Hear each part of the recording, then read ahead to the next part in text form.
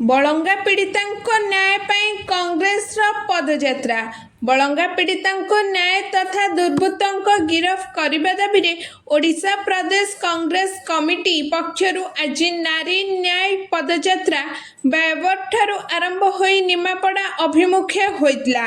एही विशाल नारी न्याय पदयात्रा रे पीसीसी सभापति भक्तचरण दास समेत दलर अनेक वरिष्ठ नेता जोग देबा सह दिवंगत झीर कबर उपरे पुष्पमाल्य दे श्रद्धांजलि अर्पण करथिले। एहा सह अमर आत्मार सद्गति पई मध्य प्रार्थना करथिले। सरकार न्याय देबा बदल रे घटना को आत्महत्यार रूप देबा एवं आज जाए अपराधी गिरफ करबा अत्यंत निंदनीय बोली कहिछन्ति पीसीसी सभापति भक्तचरण दास।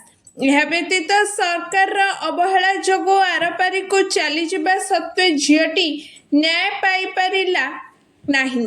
यह मध्य एक दुखदायक एवं पीड़िता झील को न्याय न मिलिबा जाए कांग्रेस पक्षरु एहिपरि संग्राम जारी रहिबो बोली कहिछन्ति भक्त दास।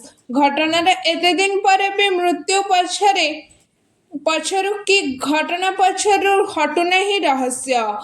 गोटिए परे गोटिए घटना सामना को आसुची।